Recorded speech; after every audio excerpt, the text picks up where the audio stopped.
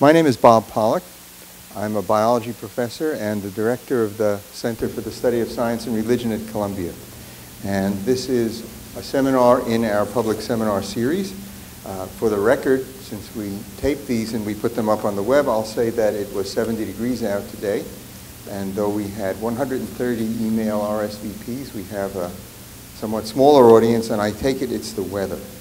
But in any event, those of you who are here will have the privilege and the pleasure of hearing Ann Kirschner speak about her mother's book. The web biography of Ann Kirschner says that she is the University Dean of the Macaulay Honors College of City University, a mile uptown. She is as well a PhD in Victorian English Literature, and she is as well a person with whom I share the common ancestry of having worked with Robert K. Kraft of the Robert K. Kraft Family Center for Jewish Life on campus, the Robert K. Kraft football field, and of course the Robert K. Kraft New England Patriots. And did an amazing piece of work putting up the satellite and internet parts of Robert's business, and then brought the Columbia University online education company Fathom into being when she was here.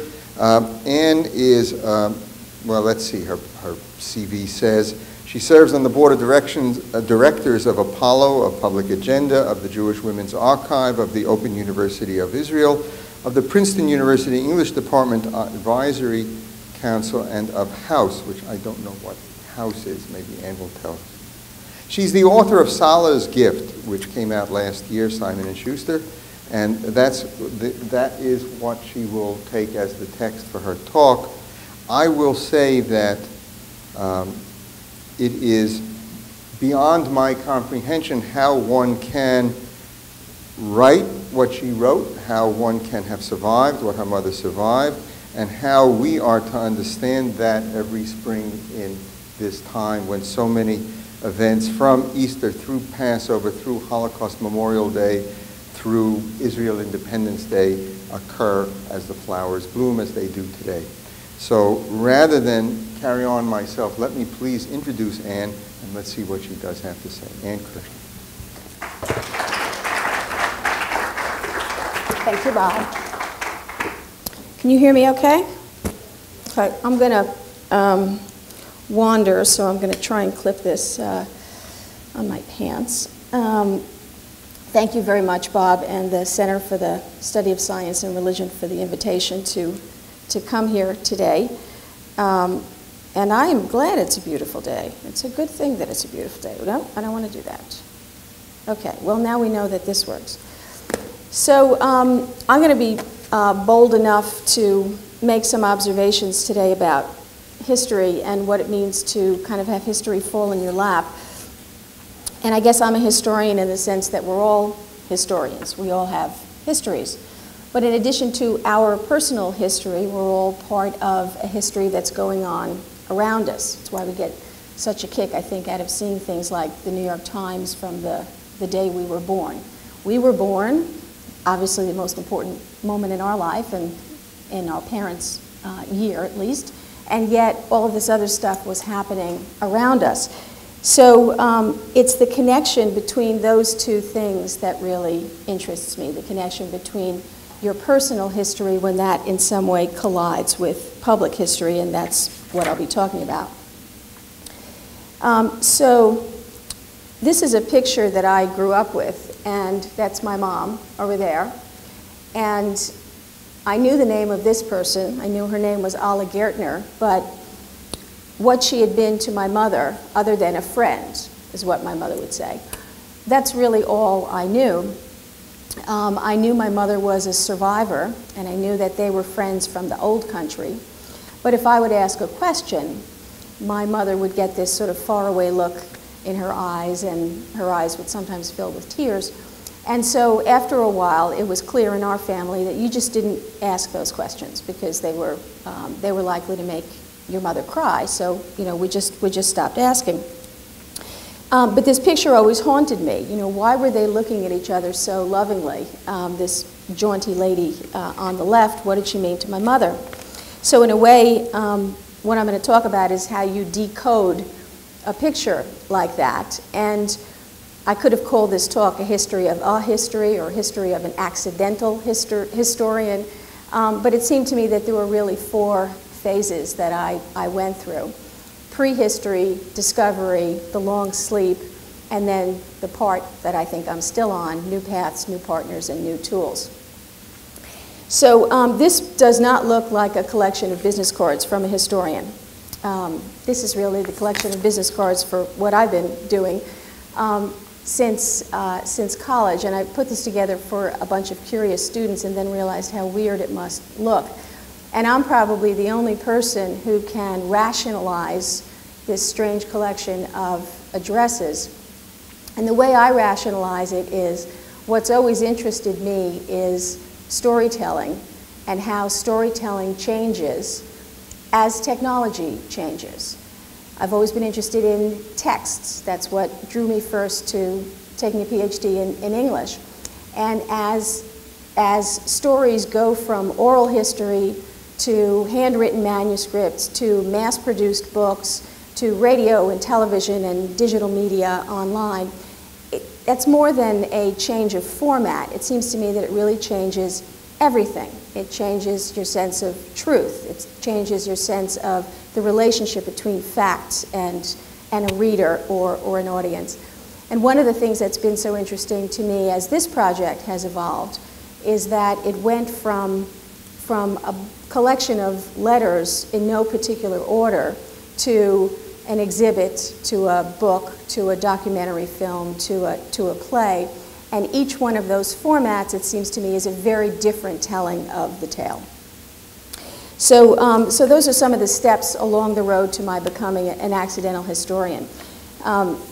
So this is actually an eBay replica of the real Spill and Spell box. In 1991, my mother was having open heart surgery, and she came to visit me in Fire Island, and it was the weekend before the surgery, and you can imagine how nervous she was. She'd also stopped smoking, okay, from 1940 to 1991. My mother was an enthusiastic smoker, and now suddenly she'd gone cold turkey because of the surgery.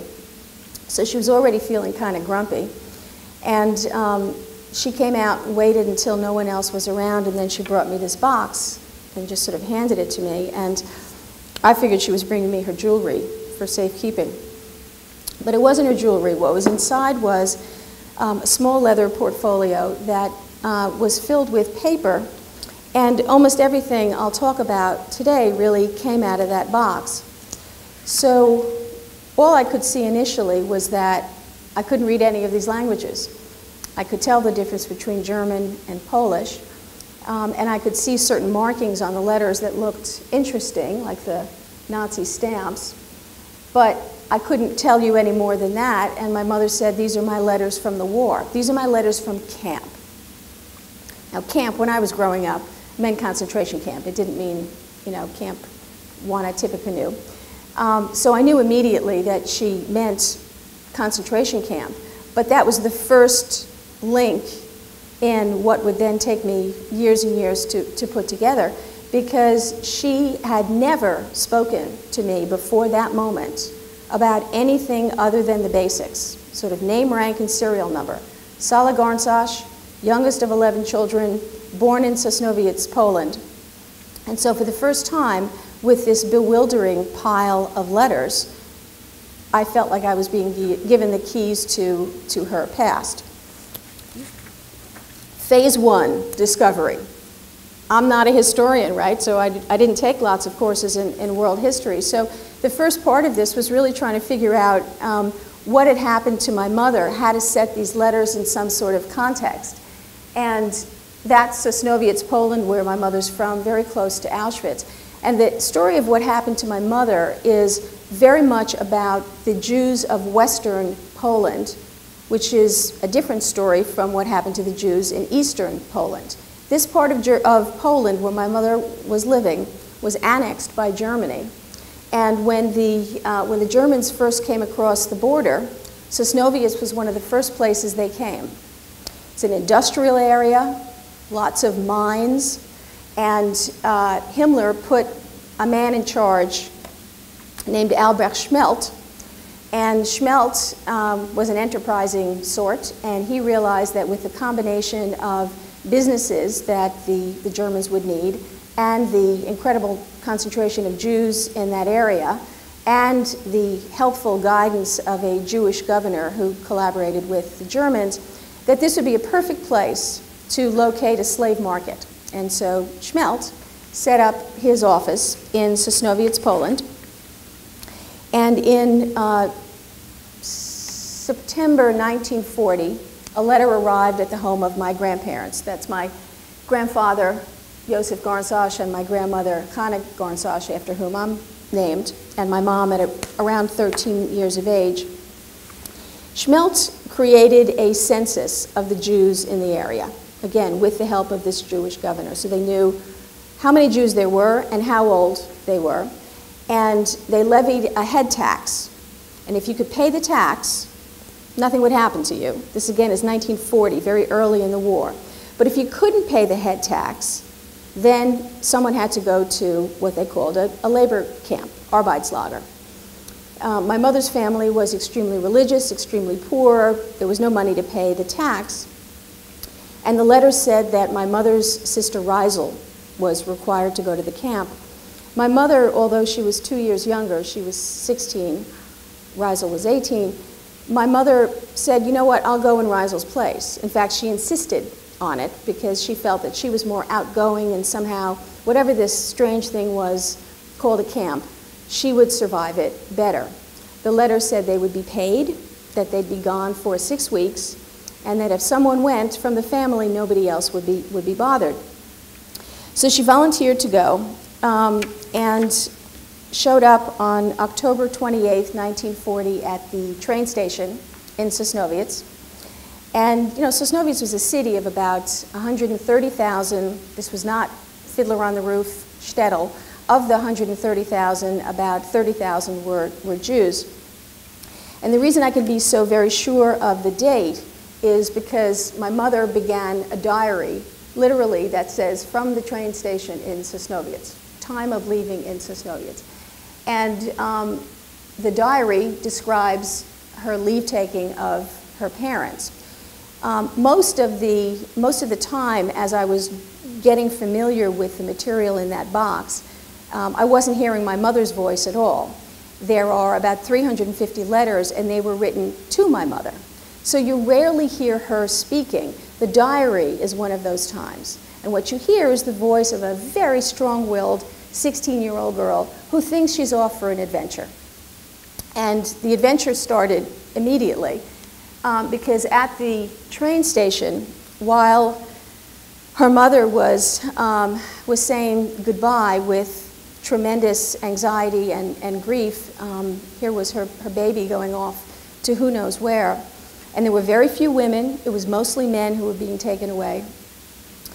Out of nowhere, a tall and well-dressed woman walked up to them and said to my grandmother, I'm going to the same place. Don't worry, I'll take care of her. Introduced herself as Ann Kirschner. And like that, my grandmother let go of my mother.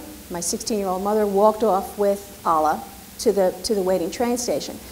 Alla was about 10 years older than Sala. She was from an affluent family. They were as wealthy as my mother's family was poor. They were as secular as my mother's family was religious. And the two women just fell in love with each other and became the best of friends. Alla kept her promise to my grandmother, and when they arrived at the first camp, which is called Geppersdorf, Alla was put to work in the office because she knew several languages.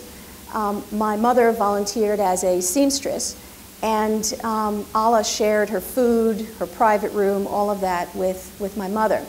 The men here were put to work building the Autobahn. This was going to be Hitler's answer to the Acropolis, to the Great Wall of China. This was going to be the great undertaking of the Third Reich. First, they tried to do it only with German laborers, but they quickly needed more men to work on the roads because the Germans were being sent off to war. So a number of different camps were set up. These are the 7 camps that my mother was in. And I would bet that with the possible exception of Blechhammer, you haven't heard of any of them. And that's because they were small. Many of them were temporary, especially the first 2. They were set up really just as construction areas. The men would finish building one area, and then the camp would be disbanded, and they would move on to another area. You can see the date here, November 5th. So just a couple of weeks after Sala arrived in Geppersdorf, the first letter from home arrived. I have not found any collection of letters like this anywhere in the world. There are individual letters, but what's so unusual here is you start in 1940, and then the letters continue all the way through to liberation. This first letter is written in Polish, but very quickly the Germans forbade anyone to write in Polish, and they switched into German. This was written by my aunt, Reisel Garnsasch. They Germanized all the names, so Sosnowiec became Sosnowitz. And their street, which was called Kolataya, became Odeburger Straße. You can see it was written to Sala Garnsasch. Rablog, R-A-B, meant Reichsautobahn, and Log for Lager, camp. And they were in the town of Geppersdorf, a tiny little town in the county of Falkenberg. So, and these hole punches here took a long time. It's, you know, it's interesting. What I know about this letter, I know from about 5 or 6 different sources. And there's no one place where this all has been gathered. So it'll be interesting. I'm sure there will be doctoral dissertations to come that will tell us even more about these artifacts than I've been able to find out. But I found out that these hole punches were from the fact that when the letters came, or postcards, they were mostly postcards, they were put in a binder. And the rule was that the Judenältester, the Jewish head of the camp, would hand out the letters, and you weren't supposed to get your new letter until you handed back your old letters. So it was kept in the binder until the exchange was made. My mother, however, wasn't giving back her letters to anybody. So she simply held on to them, and because the Judenältester was sort of charmed by her, she was the youngest in the camp, they allowed her to keep them. So that first letter is very similar to a lot of the others you'll see, except that we switch into German, and the Z means that it passed through a censor. There are Zs in many different colors, green Zs, purple Zs, black Zs. I have no idea whether the color of the Z means any more than I had a purple stamp pad and you had a green one, or what, but anyway, they do mean that they were censored. There's no line censoring, so you don't see a couple of words blacked out. I believe that they were either passed or not passed. If they were not passed, they were just discarded.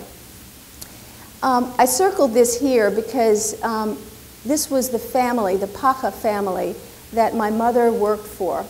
And she was assigned to be the seamstress of the camp because she was a well-trained seamstress. She had been apprenticed to her older siblings. But the camp had no sewing machine. So they sent her to the home of a local tailor and his wife, and their daughter, who was about 5 or 6 years older than my mother. Her name was Elfrieda. And this family, Wilhelm and Anna Pachter, and their daughter Elfrieda, were incredibly good to my mother. They fed her, they took care of her, they asked after her, they sent money home to her parents, they sent a doll home to her niece, and all of that is documented in the letters. I tried to find the Pachter family, but was unsuccessful, but I will tell you a little bit more about the Pachter family later on.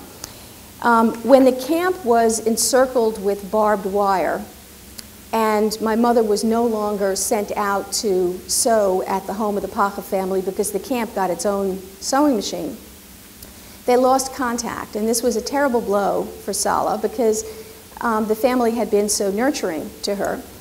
And it turns out it was a blow to them too, because after a couple of months, when my mother was about to be transferred, she was called into the commandant's office, and she had done something that day some officer had said that her stitches weren't very good, and she threw down his swastika band on the floor. And so when she was summoned that day to the office, she figured she was going to be beaten or worse.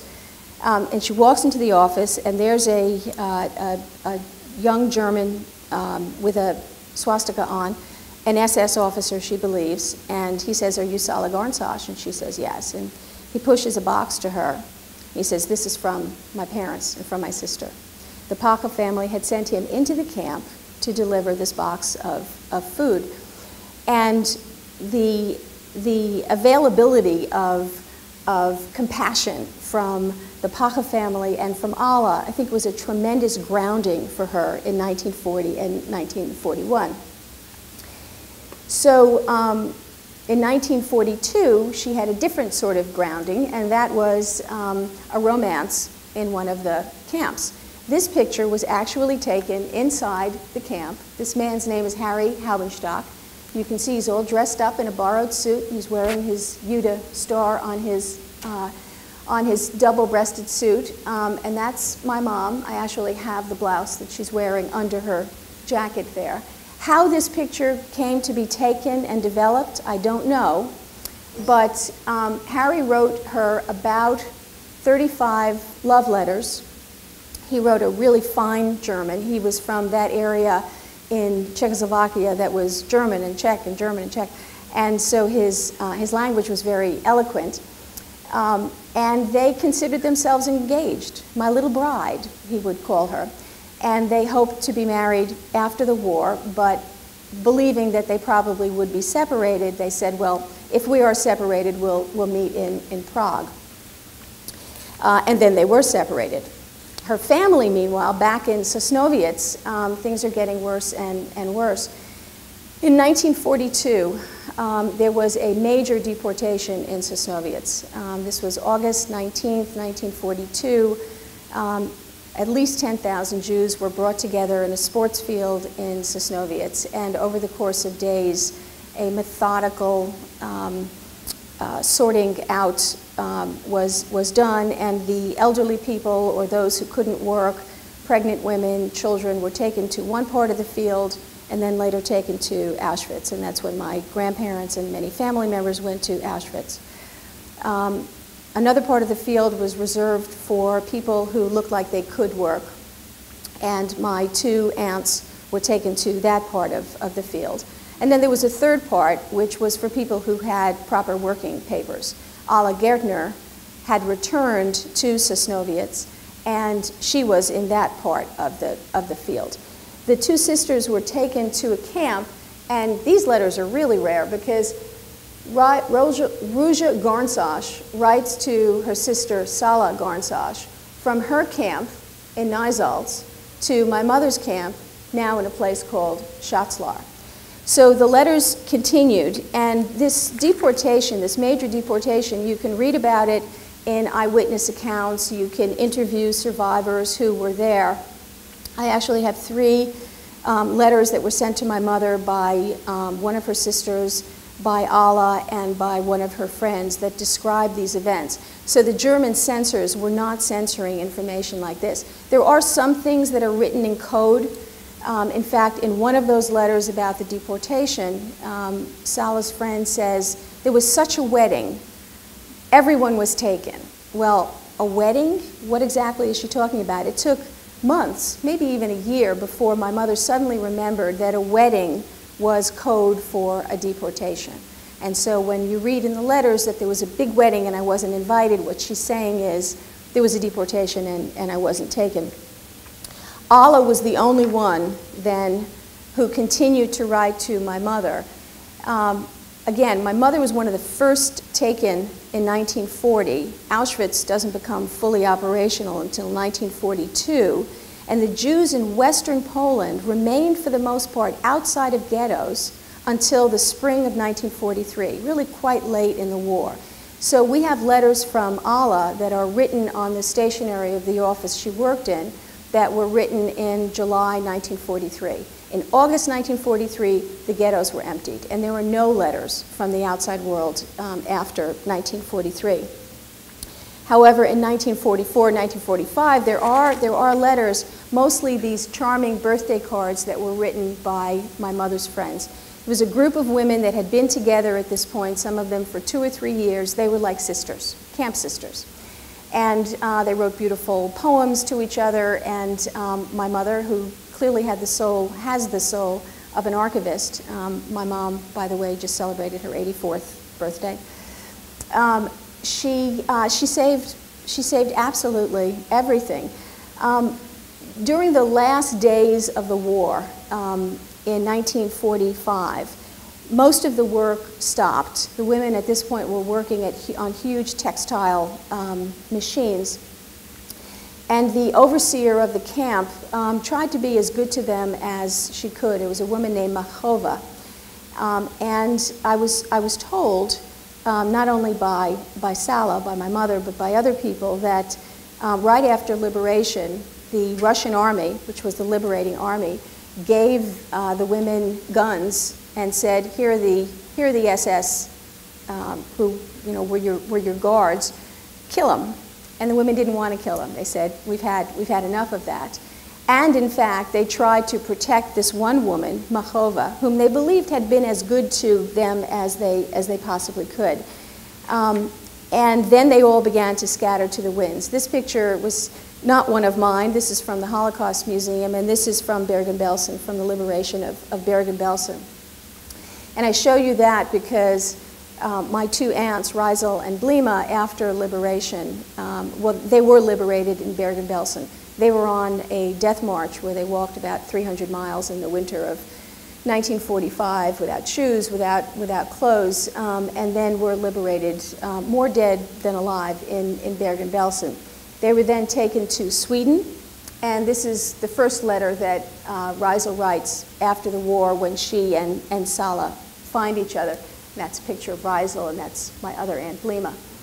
This letter has a place in my family's Passover Haggadah because slavery is not a metaphor to us.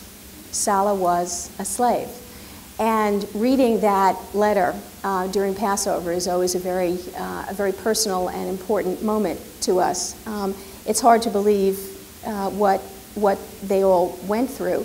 And yet, very quickly, their lives began to, I would say repair themselves, but that sounds too passive. They began to repair their lives. Right after liberation, my mother went home, found no one there, went to Prague, found out that Harry had in fact survived, but he wasn't going to marry her, and it wasn't really until 1994 that I found out why. But she didn't stop and cry for too long. She kept on going. And she was on her way to Bergen-Belsen, where she hoped to find the sisters, when she came across a very beautiful synagogue in Ansbach. It's still there. Ansbach is a pretty little Bavarian town with no industry, so it wasn't bombed at all during the war. And it was Rosh Hashanah, 1945, and the American soldiers from a nearby camp were sent over to Ansbach to clean up this synagogue that Sala is standing in front of. And Rosh Hashanah services, 1945, Corporal Sidney Kirschner from 110th and 3rd Avenue is sitting downstairs and sees Sala Garnsash upstairs, and love bloomed quickly, and he brought her to America as a war bride, and they moved very quickly in those days. This is Sala reading the Fauwitz in 1945. So this really is the end of phase one of the history. We went back to Poland. We went to see Kołataja Street, as it's now returned to its name, the street that she lived on. And we went to Geppersdorf. We weren't sure if we were in the right place until finally we found what's now called E32 or E22, pretty prosaic name. That's what became of Hitler's Acropolis or Great Wall of China. So we retraced her steps. I wrote about 100 pages of a manuscript. I thought I'd write a book. Got turned down everywhere in New York City. I think it was old New York City. And in 1994 went into what I think of as the big sleep, because for the next 8 years, those letters slumbered in my closet the way they had in my mother's for so many years.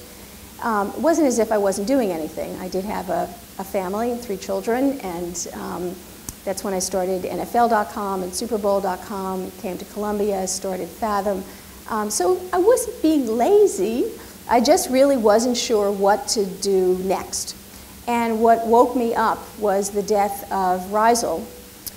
There were about 80 correspondents in the letters, but Reisel was the most prolific of them. She wrote well over 100 of the letters. So after I woke up, it seemed to me that the most important thing was not a book. The most important thing was how were these letters of history to be preserved for future generations. And I went lots of places to talk to different institutions, and eventually my family and I donated the letters to the New York Public Library in 2005. And there was a beautiful exhibition. That's actually the day we handed over the letters. That's Pollack, Claire, and David Ferriero of the New York Public Library. And there were about 26,000 visitors to the exhibition over the course of 3 months. And there's my parents, Sala, in Sydney, the day that the exhibition opened. But what that did was kind of give me new partners and a new push, because it wasn't now me thinking these are important. This is the way I've gotten to know my mother as a young girl. It was now a sense that they were part of the New York Public Library historical collection. They were, in fact, as important as I thought they were. But then other partners emerged. There's a documentary film that's in progress. There's a play that's been written by a wonderful playwright named Arlene Hutton. And in just about a year and a half ago, 2 years ago, we went back to Israel together, and that's where the documentary filmmaker is working with my mom. This monument is in the garden of Yad Vashem. And it's a monument to Alla Gertner and 3 other women. When Alla Gertner was taken to Auschwitz in 1943, she was put to work in the munitions factory that was on the grounds of the camp, and was eventually recruited to become part of a plot to blow up one of the crematorium on the grounds of the camp. And over the course of about a year, Alla and probably as many as 19 other women stole gunpowder, literally grain by grain, and smuggled it to men who were building bombs. On October 6, 1944, there was the only armed uprising at Auschwitz. The Nazis eventually traced it back to Alla. She was publicly hanged at the camp on January 6, 1945, which is really only 2 weeks before the camp was liberated. So Alla came very close to surviving. And I think it was also my mother's sense of Alla's importance that let her finally part with the letters. There's a traveling exhibition now. Ruth Bader Ginsburg opened the exhibition at the Senate Rotunda last October, and that's Chuck Schumer and Ruth Ginsburg. And then finally, the book happens after everything else. And you know, I think the fact that the book fell into place so late was kind of interesting. But one of the things that I learned along the way was that I could triangulate, for want of a better verb, between what my mother had told me, what I had read in the letters, and what I gleaned from other sources. And other sources might be other eyewitness testimonies, or they might be just research that I had encountered. Not everything that I got from interviews with my mother is in the book. If I couldn't verify it in some way, I didn't put it in. The example of that still drives Sala crazy is she told me that in 1940, Mengele came to the first camp, the first labor camp, and took some of the women away. And it seems to me, from everything I've read, that Mengele could not have been in Geppersdorf in 1940. And I finally asked another historian this, and he said that Mengele became generic for Nazi doctor. And so any survivor, not any survivor, but many survivors who were in camps where there was a doctor believed that Mengele was present even when he wasn't. The other difference in this last phase really has been the advent of digital technology. You know, I could buy a replica 1966 spill and spell box on eBay. You could now Google Geppersdorf. All of these tools, email has made things, you know, obviously tremendously different. Because of that, because the pace of information has gotten so fast, after the book was published, instead of all of the research coming from me to the outside world, the research has now begun to come from the outside world to me, which has been pretty peculiar. So on my way to the Super Bowl this year, did the Giants win, Bob? I can't remember. Did the Giants win? Yeah, they did. Sorry, Mr. Kraft. Anyway, on my way to the Super Bowl this year, I got an email from a professor at the University of Michigan who told me that he had read the book and that he had taken it upon himself to see if he could find the Pachter family that my mother had worked for. He found them within a matter of days. Part of the problem was a translator's mistake. The name wasn't Pachter, it was Pacha, which I now see quite clearly on that letter. But the translator did it wrong in the translation that I got, and I just naturally picked it up. So the whole English, the whole American edition says Pachter, okay? He found the family, and he sent me this photograph that the family had sent him of the Schneiderei, the tailor workshop of Anna and Wilhelm sitting at their Singer sewing machine. Now, I can't tell you how exciting this was because I'd heard about the Pachas and I had the evidence of the letters, but now for the first time I could see Wilhelm and Anna. But I was still a little concerned about whether this was the right family. And then in another email came their picture of Elfriede Pacher, which I hope you will recall, this is a test, is the same picture that I showed you several slides ago. They also sent pictures of Herbert, the one who brought the box to my mother. Herbert was not SS, he was a Wehrmacht officer. And to some people that's not much of a distinction, but I can tell you that to the Pacher family, it's a huge distinction. So that's a correction we will make later on. They also sent me this from Marinka Gorka, which is where he was killed in action. And this is a picture of all four of them, Elfriede, Herbert, Anna, and Wilhelm. So this has all happened in the last 2 months. But wait, there's more.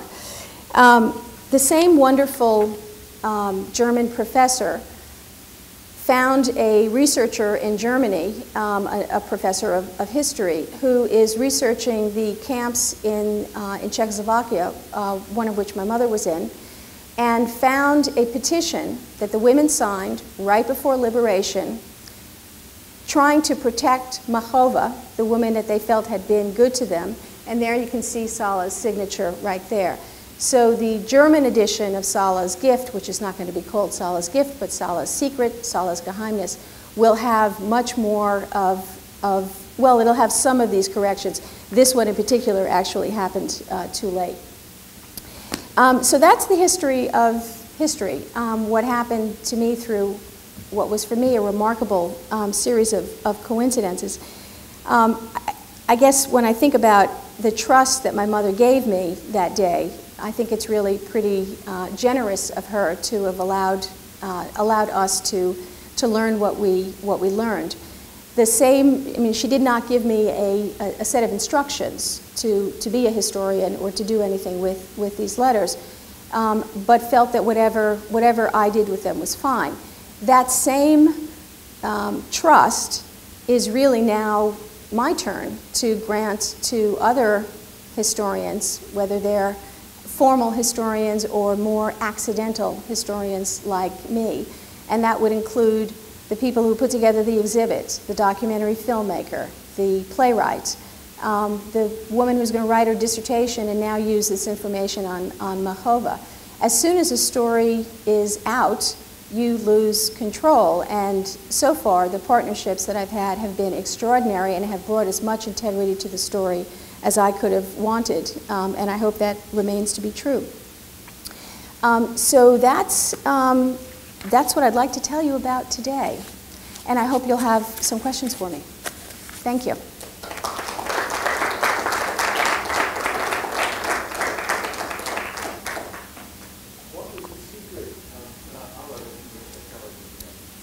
What was the secret of your mother and her friend that you said you would tell us before you were done? The secret, I think, was simply that, that my mother let her go that day. That she allowed my mother to take her sister's place, and when Ann Kirschner showed up, my grandmother let her go. And when I was working on that part of the book, my mother read every chapter, and believe me, she had editorial suggestions. But one of the ones that she felt most strongly about was the description in Sala's gift of where she leaves my grandmother. And she was very concerned that you all understand that my grandmother did it with tremendous pain and fear, and a sense of no alternative, and that it was a hard thing for her to do. So I think that picture for my mother was, not only a sense of, she didn't know, my mother did not know what Allah had done, so she didn't have the pride in Allah as a heroine of the resistance because she didn't know it. What she knew was that Allah's letters were incredibly important in keeping her strong during the years that they were separated. But I think it was tied up in the sense of her mother having let her go. Thank you very much for this, by the way. This was really terrific. Why was your mother's friend in the camp if she came from such a well-to-do family and, according to you, might have been able to pay her way out of it? Did you ever find that out? Yeah, it's a very good question. I'll never know for sure, but Allah ended up working for the governor of the region, Moses Marin, who was the same one who worked very closely with Schmelt in setting up this network of camps. I believe Allah was sent there by Marin as liaison, as spy, as all of that, because when she returned back to Sosnowiec, she went with my mother for 3 days. She remained in Sosnowiec. My mother went back to the camp, and that's when Allah began writing to her. Allah, to me, is a bundle of paradoxes. If she could have bought her way out, why didn't she? Well, maybe I'm right, and she was Marin's, spy. But having been so canny throughout the war, and having the best job in Auschwitz, I know that sounds sick, but it's true. She had the best job in Auschwitz. It was so close to the end of the war. They knew that the end of the war was coming. Why then did she join this ragtag group of resistors and finally put her life on the line? We'll never know. So, it's not as simple as she was part of the resistance movement, because she worked for Marin, and Marin ruthlessly put down the Jewish resistance movement, whenever he could find it. He organized that deportation of 10,000 people in Sosnowiec. He sent them over. He sent my grandparents to Auschwitz. On the other hand, more Jews have survived from that part of Poland than any other place, and it's because of this network of labor camps. Those are some of the complexities of ethical dilemmas that are represented. So, but that's why I think she went. Hi, thank you very much. It's just a fascinating presentation, and I look forward to reading the book. I'm wondering since finding the letters and doing this research, how has it affected you? Like being able to learn about this as being part of your history, and what changes have you noticed? I'm a lot more interested in history than I used to be. I am. I'm just tremendously interested in all kinds of history. And I have a special interest in letters and diaries and the lives of everyday people as they're affected by something like a war. I think I have a heavy sense of responsibility. Not that I did this because anybody asked me to. I did it because I truly loved doing it. But being a second-generation person who writes about the Holocaust is a tremendous responsibility. So, so it's a responsibility I own. It's changed me that way. Before this happened, I really had no, I would never join a group. I would never speak as a second generation. I mean, none of that was totally foreign to me. So, so it certainly changed me that way. My sense of how you can look at a person, particularly a person in their 70s or 80s, and forget the dynamic, extraordinary person they probably were in their youth. You know, I find myself walking around the streets all the time thinking about, you know, how we age and the people we become. I got to do what very few daughters ever do, which is to know their mother. My mother and I were close before, but now I know her as a 16-year-old girl. I know where that will comes from. And it was there before the war, and everything that's happened to her since has only intensified it. So, so I just think my sense of people has changed, and I like to think has deepened. I was just wondering whether you would tell us why, was his name Harry, decided not to marry your mother? Oh, Harry. So Harry had a girl in every camp, was kind of how it turned out. I interviewed many people who knew him in the camps after he was with my mother, and he went on to another relationship and another relationship and another relationship. He was serially monogamous, as far as I can tell. So, you know, these weren't happening at the same time. And, you know, who could blame him? Because as far as he knew, my mother was dead. He cannot have given all the women the baby pictures he gave to my mother, because he couldn't have had, you know, that many with him. He was on a death march at the end of the war, like my aunts. And on the death march, he met a young woman about my mother's age, and he said to her, "If we get through this, I'll marry you." And then they were liberated. So even though he'd already said that to my mother, here was this woman, and he just, you know, pledged that he would marry her. So when my mother found him and he sent her a telegram saying, "I'm alive, you know, wait for me," and then sent somebody to say he wasn't going to marry her, he may have already married the other woman. When we went back to Poland and Germany in 1994, my parents left and I continued on my own to meet Harry's two daughters. Harry died in the 70s, or no, actually I think in the 80s. He died quite young. He'd had a really tough time after the war. He tried to start his business again in Czechoslovakia. The communists came in. He lost everything again. The family eventually went to Germany and settled there. There were rumors that Harry had been a capo, and the only evidence I have for that is that I know he never went to Israel and was afraid, apparently, to go to Israel. And right after he died, his wife committed suicide. And when I told that part of the story to one of the people I was interviewing in Israel, she said, well, it doesn't surprise her. After Harry, who could live? So he was quite a Romeo. He was quite a Romeo. But when I met his daughters, I brought them his baby pictures. And they, of course, showed me the pictures of Harry after the war. So it was a wonderful convergence. Now, of course, in the digital era, we would have found each other much faster.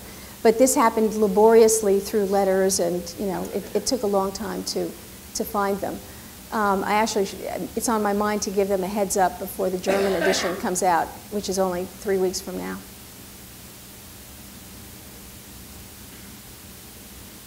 Would you tell us a little more about the reasons why survivors, both of the Holocaust and of awful war times and other kinds of horror, resist telling even their family about it? And then what do you understand about the possible effect of keeping the secret from children and friends and waiting so long even to talk about it? I know there's been research on this, but what's your experience and your understanding of that resistance to rehearsing the horrible time and the effect of that on, say, children? Some survivors talked a lot about their experiences, and others maintained, silence. I think my mother was a bit of an extreme example of the silence, because she was not only silent about her experiences, but these letters in the closet, for almost 50 years. It was pretty amazing. She felt that the letters, although in a way they were what kept her alive, in her view, that somehow they would become dangerous. They might make us hate. They might make us afraid. They might somehow erode the confidence that she thought she saw in the normal American children all around her. The preponderance of survivors, something like 80% of survivors, married other survivors. So what my mother did by marrying an American soldier was statistically unusual, and I think gave her more of a foot in the non-survivor world than she would have had otherwise. And she wanted to protect us. There was a very interesting discussion on, I don't know, Meet the Press or Tim Russert or one of those shows recently, in which they were talking about Michelle Obama's family and Condoleezza Rice's family, and how for both families, the parents felt that to reinforce to their children the horrors of segregation and the Jim Crow laws that they had lived through might somehow poison them. And it was the first time I'd ever heard somebody say that, and the penny dropped for me that this was sort of what my mother was saying. I'm not a psychologist, but I have come around to what I guess is an odd place, which is that I think sometimes secrets aren't so bad. I think that it's our era that thinks we have to tell everything and you have to reach closure, and somehow you do that through talking about it. I think sometimes staying silent about something that you yourself are having trouble resolving, and not sharing it, can be psychologically healthy. And I wouldn't presume to judge why one survivor talks and another doesn't, but for Sala Garnsosh, it was the right thing to do to stay silent and to wait all those years, and then do it with an open hand and no expectations. Just now it's yours. Now I feel you're ready. That was implicit in the way that she gave it to me. So I don't know. My husband's in the audience, so I shouldn't say I've started keeping secrets, but but I do think that there's sometimes it's okay not to say everything.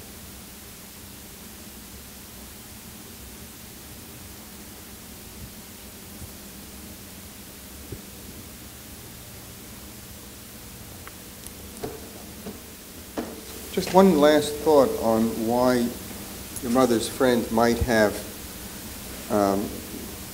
chosen a suicidal path at the very end. She was, as you say, the other side of the story you described of your mother's wish to protect you from all these things. That is, she was clearly a protected person, assimilated, secular, passing in all ways.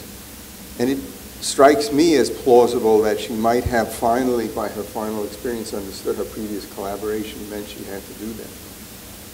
So, and I'm reading, obviously, data that are not written down, but it made perfect sense to me. As Don Shriver has taught me earlier, this sounds like the life of Dietrich Bonhoeffer, who in the end participated in the Hitler plot, even though he didn't have to, and came from a very highly placed German family, but out of a sense of failure in the previous by participating at all.